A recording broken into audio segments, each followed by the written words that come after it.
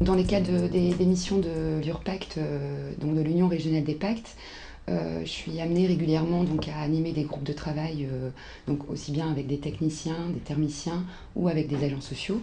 Et c'est à ce titre en fait, qu'est né l'outil Mon Logement et Moi. Cette mallette pédagogique contient deux éléments fondamentaux. Une maquette d'un modèle de logement et un jeu de cartes avec des questions-réponses. Et cette mallette sera utilisée dans des sessions d'animation collective afin d'échanger sur des thématiques choisies selon les attendus, les problèmes, les besoins des familles. Sur cet outil, l'idée c'est d'être un peu sur une maison un peu qui est répartie donc, sur plusieurs pièces. Donc on a une chambre d'enfant, une cuisine, un salon, une buanderie, une salle de bain. Et de par toutes ces petites pièces-là, de pouvoir mettre en scène par l'intermédiaire de magnettes, de petits objets, des situations de vie quotidienne pour pouvoir amener avec le public qui va observer, qui va peut-être pouvoir aussi manipuler les objets sous forme, c'est un jeu qui est quand même un peu ludique, pouvoir créer des échanges et amener à travailler sur des points problématiques de la vie quotidienne pour certaines personnes. L'association Qualitel, grâce à son fonds de dotation, nous a permis donc de mener à bien la création de ces outils au service des travailleurs sociaux.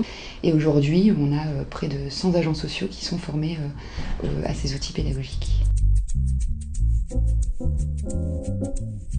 Cet après-midi, comme beaucoup de vendredis après-midi, le Pacte de Douai anime une école de consommateurs, donc à la Maison Relais. Donc on aura un atelier collectif avec des locataires du Pacte de la Maison Relais, mais aussi d'autres locataires, et puis des habitants du quartier.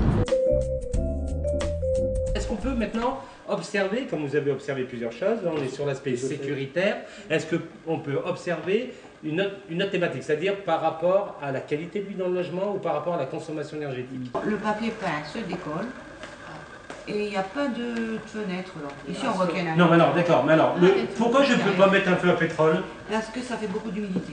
Ça dégage beaucoup d'humidité. Donc il faut aérer. Là, il n'y a personne dans la pièce. Est-ce que vous voyez quand même des choses qui sont en fonctionnement? La télé. Mais juste pour retenir en prorata, 4 heures de télé regardée correspond à 20 heures de veille.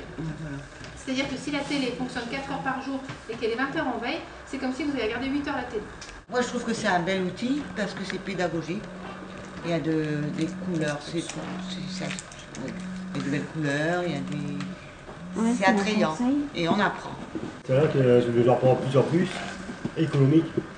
C'est bon pour nous-mêmes, comme j'ai fait d'habitude. Ici, j'ai payé l'électricité 50 €. Et 150.